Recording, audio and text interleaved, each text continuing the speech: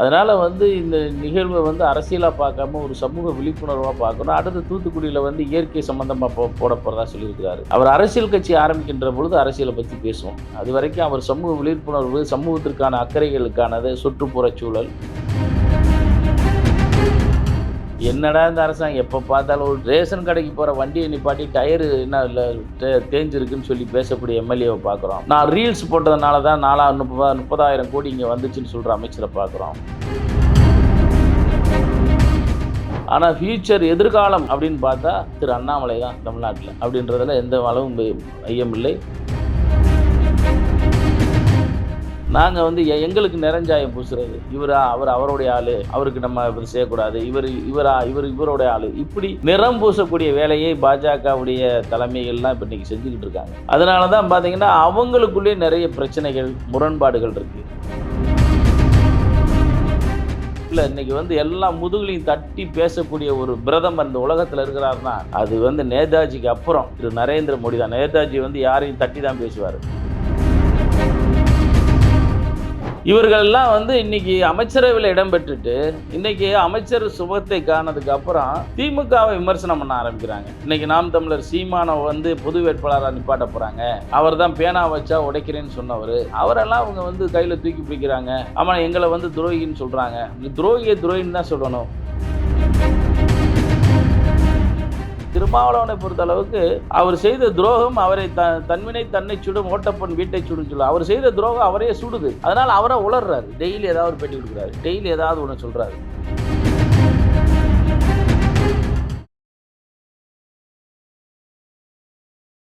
இளையபாரத நேயர்களுக்கு வணக்கம். இன்னைக்கு நம்ம நேர்களில் நம்ம சிறப்பு விருந்தினர் தென்னிந்திய ஃபார்வர்ட் பிளாக் கட்சி தலைவர் திருமாரஞ்சி சார் அவர்கள் தான். சார் வணக்கம் சார். வணக்கம் விக்ரம், நல்லா இருக்கீங்களா? நல்லா இருக்கும் சார். நீங்க எப்படி இருக்கீங்க? நல்லா இருக்கு சொல்லுங்க. Okay sir. இப்போ வந்து இப்போ வீத லீடர்ஸ் அண்ணாமலை அவர்கள் வந்து பொள்ளாச்சியில் மிகப்பெரிய மாநாடு நடத்தியிருக்காரு. ஸோ தாவேக்கு லைட்டாக சப்போர்ட்டாக இருந்தாலும் கூட வந்து பல விஷயங்கள் அதில் வந்து பரிமாற்றம் செய்யப்பட்டிருக்காரு அவர் மூலிமா. ஸோ இவருடைய முன்னெடுப்பு அரசியலில் மிகப்பெரிய மாற்றம் ஏற்படும் நினைக்கிறீங்களா? முதல்ல அவர் அரசியல் கட்சி இன்னும் ஆரம்பிக்கலன்னு நினைக்கிறேன். ஆரம்பிக்கல. அவர் வந்து மது ஒழிப்புக்கான மாநாடு அப்படின்னு தான் அதை சொல்லியிருக்கிறாரு. அதுக்கு சம்பந்தமான நிகழ்வுகள்லாம் நான் நேற்று ஃபுல்லாக லைவ் பார்த்தேன். அதில் அந்த பரதநாட்டியமாக இருக்கட்டும், எல்லாமே நாட்டினுடைய அழியப் போகின்ற கலைகளை வலியுறுத்தியமான பாடல்கள், தமிழ் பாடல்கள், தமிழ்தாய் பாடல்கள், ரொம்ப ஒரு டிசிப்ளினான ஒரு கூட்டத்தை திரு அண்ணாமலை அவர்கள் நடத்தியிருந்தார். நான் பார்த்து முழுசா மேக்சிமம் அந்த மது இந்த நாட்டில் வந்து ரொம்ப ஒரு இப்போ 30 வயசு யாரும் தாண்ட மாட்டான், எல்லாருமே செத்து போகிறான். இந்த பூனைக்கு யார் மணி கட்டுறது அப்படின்னு இருந்துச்சு. இப்போ அந்த மணியை வந்து திரு அண்ணாமலை அவர்கள் கட்டியிருக்கிறாரு.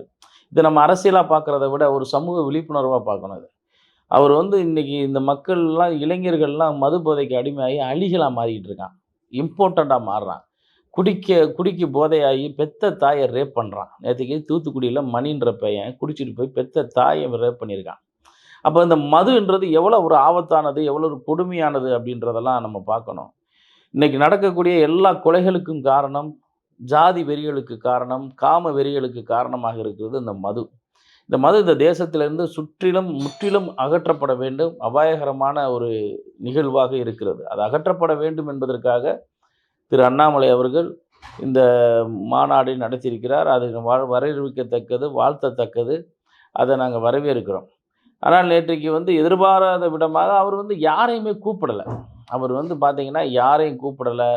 நீங்கள் வாங்க அப்படி மேக்சிமம் நாங்கள்லாம் வந்து அவரோட நண்பர்கள் தான்.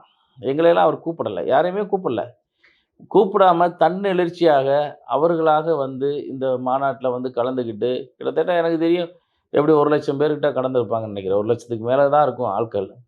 ஆனால் ஒரு டிஸ்ட்ரிக் அந்த கொங்கு மண்டலத்திலே 1,00,000 பேர்கிட்ட திரள்றாங்க அப்படின்னா இது ஒரு நல்ல ஒரு முன்னெடுப்பாக தான் நம்ம பார்க்கணும். மக்கள் வந்து இந்த மதுவினால் எவ்வளவு பாதிக்கப்பட்டிருக்காங்க அப்படின்ற இதில் மகளிர்லாம் நிறையா வந்திருந்தாங்க, நிறையா கூட்டங்கள் எல்லாம் இருந்துச்சு. அப்போ மதுவினால் எவ்வளவு தூரம் பாதிக்கப்படுறாங்க அப்படின்ற ஒரு விழிப்புணர்வை தமிழக மக்களுக்கு அது யார் சொல்லணும்னு இருக்கு. ஏழையின் சொல் சபை ஏறாது. இப்போ திருமாரஞ்சி என்ன மதுவை பற்றி பேசினாலும் பெருசாக ரீச் ஆகாது. திரு அண்ணாமலை அவர்கள் மதுவை பற்றி பேசினா ரீச் ஆகும் மக்கள் மத்தியில். அது ரொம்ப முக்கியம்.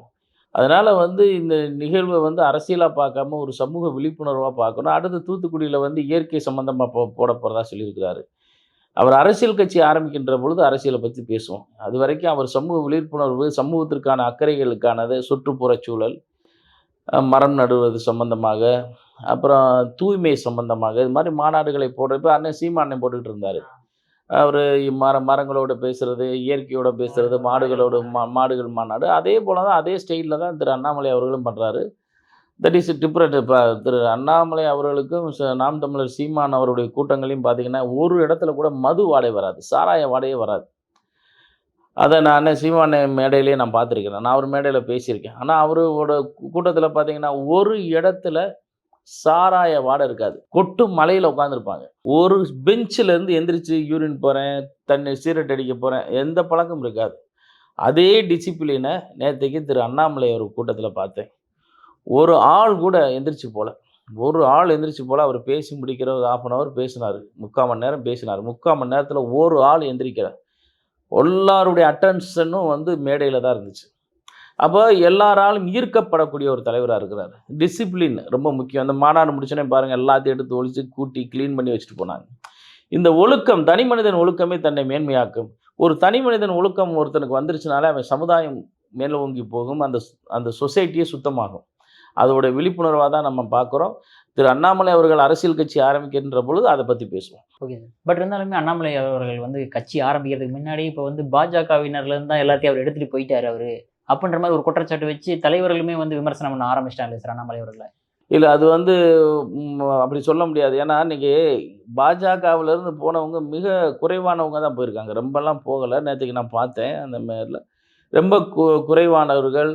அந்த இந்த ரெஸ்பெக்ட் இல்லைன்னு சொல்றவங்க வெளிய போனாங்க. எங்களுக்கு மதிக்கல, வைக்கலன்னு சொன்னவங்க தான் அவங்க போயிருக்காங்களே தவிர, பெரிய அளவுல யாரும் அங்க போகல.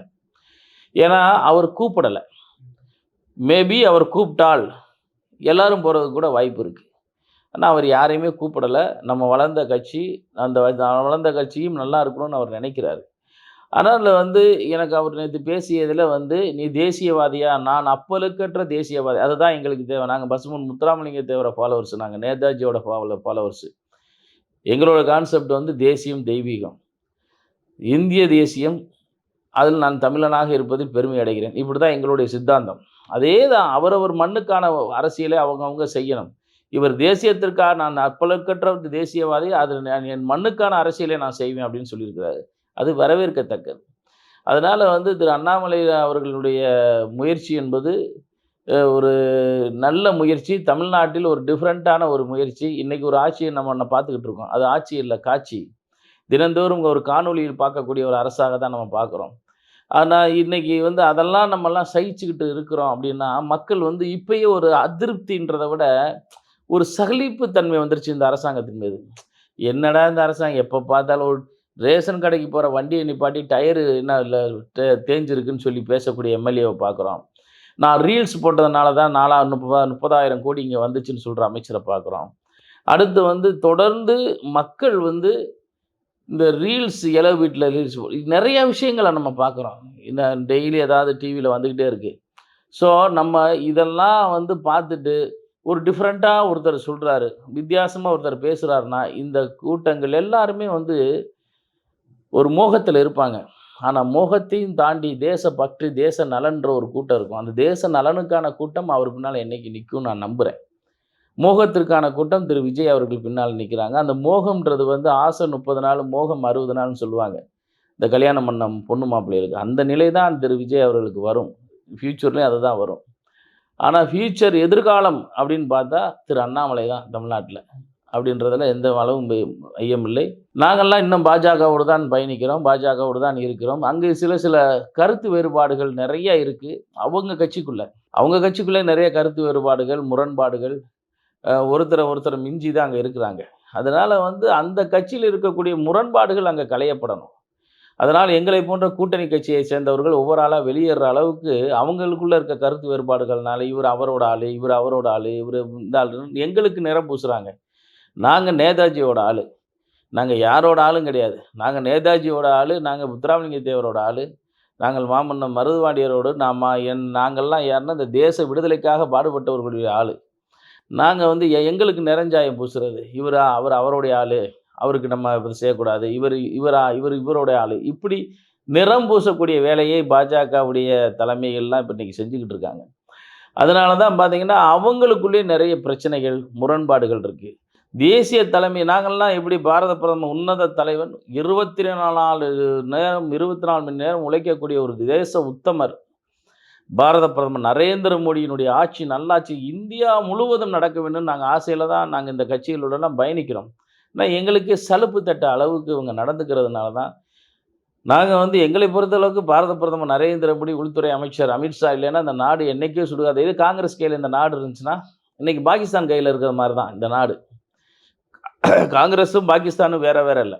அப்படிப்பட்ட நிலையெல்லாம் மாற்றி இன்றைக்கி இந்தியாவில் இருக்கக்கூடிய ஒவ்வொரு அடித்தட்டு மக்களும் இன்றைக்கி நிம்மதியாக வாழ்கிறோம் அப்படின்னா, இன்றைக்கி ஒரு மனிதன் தூங்காமல் எப்படி இராணுவத்தில் எல்லையில் நிற்கிறானோ அதே போல் இன்றைக்கி பாரத பிரதமர் நரேந்திர மோடி அவர் எங்கே தூங்குறாருன்னு யாருக்காவது தெரியுமா? அவருக்கு ஒரு வீடு இருக்குது டெல்லியில், யாருக்காவது தெரியுமா? அந்த வீட்டில் அவர் என்னைக்காவது தூங்கி பார்த்துருக்கோமா? அவர் தூங்குறதே அந்த ராஜராஜ சோழன் வந்து குதிரையில் தான் தூங்குவாராம் போர்க்களத்தில். இன்றைக்கி அவர் விமானத்தில் மட்டும்தான் தூங்குறாரு. வெளியே வர்றாரு. ஒரு நாளைக்கு 4 நாடு பறக்கிறாரு. இந்த இந்தியாவை உலக அரங்கில் இன்றைக்கி வந்து எல்லா முதுகுலையும் தட்டி பேசக்கூடிய ஒரு பிரதமர் இந்த உலகத்தில் இருக்கிறாருன்னா, அது வந்து நேதாஜிக்கு அப்புறம் திரு நரேந்திர மோடி தான். நேதாஜி வந்து யாரையும் தட்டி தான் பேசுவார். அந்த நெஞ்சுரம் வந்து இருக்கக்கூடிய ஒரே தலைவன் பாரத பிரதமர் நரேந்திர மோடி. அவருடைய வீரமும் அவருடைய சொல்லாற்றலும் அவர் நம் மக்களுக்காக அயராக உழைக்கிற அந்த உழைப்பையும் பார்த்து தான் நாங்கள் இந்த கூட்டணியில் இருக்கிறோமே தவிர, இந்த கூட்டணியில் இருக்கிறதுனால எங்களுக்கு தென்னிந்திய ஃபார்வர்ட் பிளாக்கு ஒரு நயா பைசா கூட எங்களுக்கு லாபம் கிடையாது. நாங்கள் இருப்பது இந்த தேசத்தின் நலனுக்காக. அவர்கள் எங்களை ரொம்ப உதாசீனப்படுத்துகிறாங்க.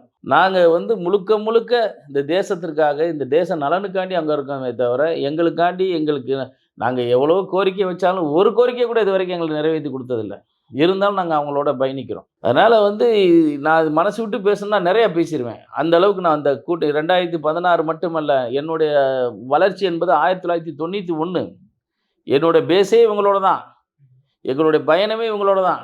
இப்போ வரைக்கும் கூட்டணியாகியும் ஒரு கட்சி ஆரம்பித்து ஒரு கூட்டணியாகியும் இவங்களோட தான் பயணிக்கிறேன். என்னை நீண்ட நெடிய பயணம். திருமாரஞ்சி சாப்பிட்றாருன்றக்காண்டி இவங்க எச்சி இலையில் சோறு போட பார்க்குறாங்க. அது எத்தனை நாளைக்கு பொறுத்துக்கிற முடியும்? ரொம்ப இதெல்லாம் நான் நிறைய பேசணுன்னா நிறைய பேசிடுவேன் நான். வேணாம் நாகரிகம் கருதி நான் பேசலை. பேச வேண்டிய சூழ்நிலை வரும்போது கண்டிப்பாக பேசுவேன். உடைச்சி பேசுவேன். என்னென்னலாம் இந்த கட்சியில் நடக்குதுன்றத. ஆனால் இது தேசிய தலைமைக்கு எல்லாமே தெரியும். தெரிஞ்சும் ஏன் இப்படி மௌனம் சாதிக்கிறாங்க? எதுக்கு இந்த இன்னைக்கு வந்து இப்போ வரைக்குமே பாரத் மாதா கி ஜெய் கோஷம் நான் கட்சி ஆரம்பித்து ஃபார்வர்ட் பிளாக் சித்தாந்தம் இருந்தாலும் இன்னும் எங்கள் கட்சிக்காரங்களுடைய கோஷம் பாரத் மாதா கி ஜெய், ஜெய்ஹிந்த். இன்னைக்கு திரு அண்ணாமலை சொல்லியிருக்கிறாரு, பாரத் மாதா கி ஜெய் சேவ் கோஷம் போடாமல் போடலாம்னு சொல்லியிருக்கிறாரு. ஏன்னா பாரத அன்னை வாழ்ந்தால் தானே நீங்களாலும் வாழ முடியும். அப்படி ஒற்றை சித்தாந்தங்கள் உள்ள ஆட்கள் எல்லாம் வந்து இப்படி எல்லாத்தையும் வெளியேற்றிட்டு நீங்கள் என்ன பண்ண போகிறீங்க? இன்றைக்கி பாரதிய ஜனதா கட்சின்றது வந்து இந்த இழப்பு வந்து எங்களை போன்றவர்களுக்கு. ஏன்னா இந்த உலக அரங்கில் இந்தியா தமிழ்நாட்டில் பாரதிய ஜனதா கட்சி ஆட்சி வரணுன்றக்காண்டி எத்தனை ஆண்டுகள் நாங்கள் 124 வழக்கு என் மேலே. அந்த வழக்குகள்லாம் வந்து வாங்கி நாங்கள் எதுக்காண்டி இந்த கூட்டணியில் இருந்தோம்? ஏன்னா சொந்த வழக்கு இல்லை. எல்லாமே பாரதிய ஜனதா கட்சி இந்துத்துவா பேசியதுனாலே இந்த திராவிட கும்பலை நாங்கள் வஞ்சதுனால எங்கள் மேலே வழக்கு. எதுக்காக நாங்கள் இதெல்லாம் சகிச்சுக்கிட்டு இருந்தோம்? சிறைவாசம் எத்தனை நாள்?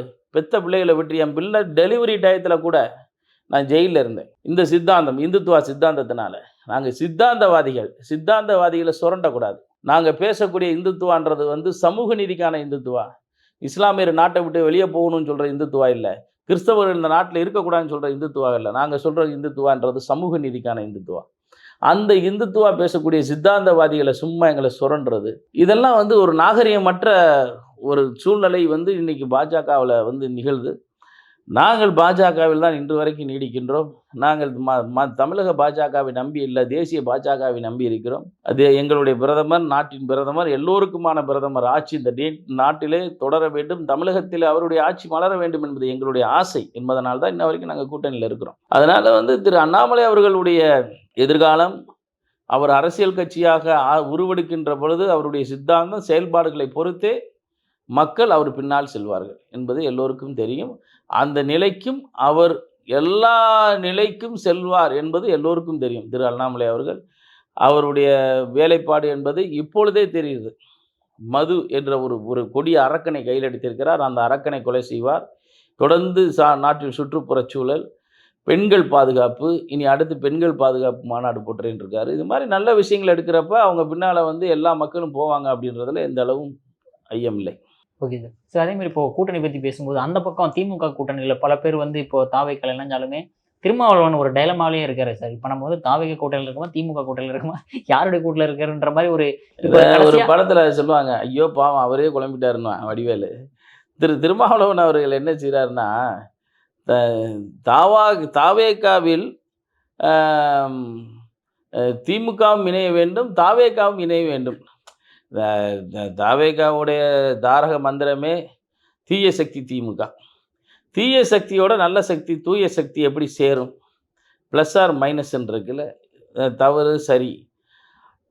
ஆனா இத 2மே சேரணுன்றாரு. அவர் என்ன மனநிலையில இருக்காரு? இத சொன்னா அதே அவரே சொல்லிக்கிறாரு. இத சொன்னா என்னைய பைத்தியக்காரன்னு சொல்லுவாய்ங்க அப்படின்னு. ஒரு இப்படியே சொல்றாரு அவரு. இத சொன்னா ஏத்துக்கிற மாட்டேன், என்னைய விமர்சனம் பண்ணுவேன் அப்படின்றாரு. ஸோ அவரு குழப்பத்துல இருக்கிறாரு. அதோட வெளிப்பாடு என்னன்னா, நம்ம ஒரு கட்சிக்கு செய்த துரோகம்.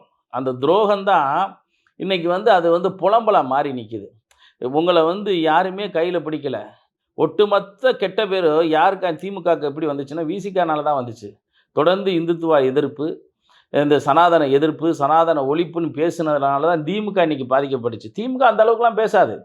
திமுக ஆண்டிமுத்து ராசா, இந்த உதயநிதி, இந்த பசங்க இவங்க பேசுனத தாண்டி அவங்க பேசுனதுல மைனஸ். இவரு பேசுனதுனால தான் ஒட்டுமொத்த திமுகவுமே அடி வாங்குச்சு. இன்னைக்கு இவரு இந்துத்துவா இவரு அசிங்கமான பொம்மைகள், ஆ விபச்சாரின் மகன் நம்மள சொல்லிட்டான். ஆண்டிமுத்து ராசா பேசுனது, இந்துக்கள் என்றால் வேசிகளினுடைய மகன் சொன்னது திருமாவளவன். இந்தோட முகச்சுளிப்பின் காரணமாகத்தான் இந்துத்துவா ஓட்டுக்கள்லாம் இங்க வாங்காம போனதுக்கு காரணம், திமுக தோல்விக்கு காரணம் ஒரு வழியில விசிக. இந்த கம்யூனிஸ்ட் கட்சி. இந்த 25 கோடிக்கு வித்த கம்யூனிஸ்ட் கட்சி. இவர்கள் எல்லாம் வந்து இன்னைக்கு அமைச்சரவையில இடம் பெற்றுட்டு, இன்னைக்கு அமைச்சர் சுகத்தை காணதுக்கு அப்புறம் திமுகவை விமர்சனம் பண்ண ஆரம்பிக்கிறாங்க. இன்னைக்கு நாம் தமிழர் சீமான வந்து பொது வேட்பாளரா நிப்பாட்ட போறாங்க. அவர் தான் பேனா வச்சா உடைக்கிறேன்னு சொன்னவரு. அவரெல்லாம் அவங்க வந்து கையில தூக்கி பிடிக்கிறாங்க. ஆமா எங்கள வந்து துரோகின்னு சொல்றாங்க. துரோகிய துரோகின்னு தான் சொல்லணும். நீங்க வந்து முதுகுல நெஞ்சில குத்துனவன் வீரன். நீங்க எல்லாரும் முதுகுல குத்திட்டு போறீங்க. எல்லாம் வந்து இல்ல நாங்க போகவா, போகவான்னு சொல்லிட்டு அவங்க கிட்டயே கேட்டுட்டு, நீங்க அவங்க கிட்டயே போயிட்டு, நாங்க மந்திரி சேவைலாம் இடம் பெற மாட்டோம். நாங்க சும்மா வெளிய இருந்து ஆதரவு குடுக்குறோம்ன்னு சொல்லிட்டு, அப்புறம் மந்திரி சேவையில சீட்டு வாங்கி அங்க மந்திரி ஆனது. இதெல்லாம் யாருமே ஏத்துக்கிற மாட்டாங்கல்ல. இன்னைக்கு வந்து நடக்கக்கூடிய ஆட்சி வந்து என்ன பொறுத்தளவுக்கு திமுக ஆட்சி நடக்குது. ஏன்னா இருக்க திருட்டு பையன், முள்ள மாரி பையன், முடிச்ச வைக்க பையன் பாரு அந்த கட்சியில போய் சேர்றான். இன்னைக்கு எவனா நல்லவன் போய் சேர்றானா? குட்கா ஊழலர். அந்த ஆள் என்ன விஜயபாஸ்கரன், எம்.ஆர். கோயில் நில ஊழல், எம்.ஆர். விஜயபாஸ்கரன். இதெல்லாம் இருக்க அந்த அந்த அந்த கோவில்பட்டியை சேர்ந்த ஒரு எக்ஸ் மினிஸ்டரு. இந்த குரூப்லாம் போய் சேருது எத அடிப்படையில போகுது? இவரெல்லாம் புனிதர்களா? இல்ல இன்னைக்கு பூரா எம்எல்ஏ சீட்டு இந்த ஒரு சுனாமியிலயும் ஒரு எம்எல்ஏ சீட்டு குடுத்த அந்த அதிமுக எம்எல்ஏ எல்லாம் ரூ. 100,00,00,000 பணத்த வாங்கிட்டு இவங்க பூரா சீட்ட வந்து ரிசைன் பண்ணிட்டு மறுபடியும் அதே சீட்ல நின்றா ஓட்டு போட்டுருவாங்கன்ற ஒரு மனநிலைய குடுத்தது யாரு? இந்த முட்டாள்கள். இந்த ஓட்டு போட்டான் பாருங்க முட்டாள். இந்த முட்டாள் கூட்டம். ஒருத்தன் வந்து ஒரு ஜனநாயகத்தின் மீது நம்பிக்கை வச்சு அனைத்து இந்திய அண்ணா திராவிட முன்னேற்ற கழகத்திற்கு வாக்களித்த அனைத்து பேருமே ரிசைன் பண்ணிட்டு நிக்கிறேன்னா ரூ. 100,00,00,000 பணத்த வாங்கிட்டு, மீண்டும் உனக்கு அமைச்சர் தரேன். உனக்கு நான் மறுபடியும் வந்து எம்எல்ஏ சீட்டு தரேன். நீ நின்று ஜெயிச்சுக்கன்னு சொன்னா, மக்களை எந்த அளவுக்கு இளிச்சா பயலுகளா நெனைச்சிருந்து இவங்க இளிச்சவாய பயலுக தான். இவங்கள நெனைச்சிருந்தா நீங்க இந்த தாவேகா உங்களுக்கு ஒரு அஷ்யூரன்ஸ் குடுக்கும். நீ நின்றா மறுபடியும் நீங்க தான் ஜெயிப்பீங்கன்ற ஒரு அஷ்யூரன்ஸ குடுக்குதுன்னா, எவ்வளோ அடி முட்டாள்கள் வாழக்கூடிய நாட்ல நம்ம வாழ்றோன்றத நம்ம பார்க்கணும். ஏன்னா, எந்த ஒரு அடிப்படை அறிவும் இல்லாதவன்லாம் இன்னைக்கு எம்எல்ஏன்னு உட்காந்துருக்கான். எதுவுமே தெரியாது அவனுக்கு. எதுவுமே தெரியாது. ஏதாவது தெரியுமா? இந்த நாட்ல இன்னைக்கு நான் கேட்குற கேள்வி ஒரு எம்எல்ஏ பார்த்து கேட்டா அவன்லாம் தாங்குவானா ஓடிருவான். அதெல்லாம் கேட்க மாட்டேன். கேட்குற இடத்துல கேட்பேன். இந்த நாட்ல ஒவ்வொரு புள்ளி விவர கணக்கு கேட்பேன். ஒவ்வொருத்தரையும் கூப்பிட்டு. ஏன்னா என்னைய கேட்பான்ல கேள்வி கேட்குறப்ப அவனெல்லாம் கூப்பிட்டு கேட்பேன். ஸ்பாட்ல கேட்டா தானே தெரியும் அவனோட லட்சணம் என்னன்னு. அதனால இவனுங்களுக்கு வந்து எல்லாரும் அரசியல்வாதியாகி எம்எல்ஏ ஆவாங்க. இவங்க எம்எல்ஏ ஆகி அரசியல் சட்டசபையில எப்படி நடந்துக்கிறதுன்னு சொல்லி கிளாஸ் நடக்குது. அங்க போனீங்கன்னா இது சட்டசபையா, திருச்சபையானே தெரியல. எல்லாரும் பைபிள் வாசிக்கிறான். பைபிள மேற்கோள் காட்டுற. இதே வந்து சனாதன ஒழிப்பு போராளிகள் அங்க உட்காந்துருக்கான் பாருங்க. நீ பைபிளோட சட்டசபை சபாநாயகரை கூப்பிட்டு கேட்கலாம்ல. நீ எப்படி நாங்க இது வந்து சமூக நீதி மண்ணு. நீ எப்படி பைபிள மேற்கோள் காட்டி பேசலாம்னு பேசலாம்ல. அப்போ இவங்க இது வந்து பகவத்கீதையில ஒரு வரிய மேற்கொண்டு காட்டி பேசியிருந்தா அவங்க ஏத்துக்கிட்டு உட்காந்துருப்பாங்களா? இந்த சனாதன ஒழிப்பு போராளிகள் சண்டை போட்டிருக்க மாட்டானா? அப்போ இவங்க போலி சமத்துவம், போலி சமாதானம், போலி சமூக நீதின்றதெல்லாம் இந்த பயலுகளுக்கு இந்துக்களுக்கு மட்டும்தான். எங்களை பொறுத்தளவுக்கு இந்த நாட்டில் எல்லோரும் வாழணும்னா எல்லோரும் ஆளணும்னா பெரும்பான்மை இங்கே அமைதியாக இருக்கணும். பெரும்பான்மைக்கு இங்கே அமைதி இல்லை, மரியாதையும் இல்லை. அதனால் வந்து ஒட்டுமொத்த தமிழ் மக்களும் வந்து இன்னைக்கு வந்து ஒரு அதிருப்தியிலும் அதிர்ச்சியிலையும் உட்கார்ந்துருக்குறாங்க. தோழர் திருமாவளவனை பொறுத்தளவுக்கு அவர் செய்த துரோகம் அவரை தன்வினை தன்னை சுடும் ஓட்டப்பன் வீட்டை சுடும் சொல்ல. அவர் செய்த துரோகம் அவரையே சுடுது. அதனால அவரா உளர்றாரு. டெய்லி ஏதாவது ஒரு பேட்டி கொடுக்குறாரு. டெய்லி ஏதாவது ஒன்று சொல்றாரு. அமித்ஷா எனக்கு ஒரு தடவை 10 தடவை கூப்பிட்டுருக்காரு, நான் எடுக்கலைன்னு சொல்றாரு. ஒரு உள்துறை அமைச்சகத்திலேருந்து ஒரு ஃபோன் வருதுன்னா முதல்ல உதவியாளருக்கு வரும். முதல்ல டைரெக்டாக அவருக்கு வராது.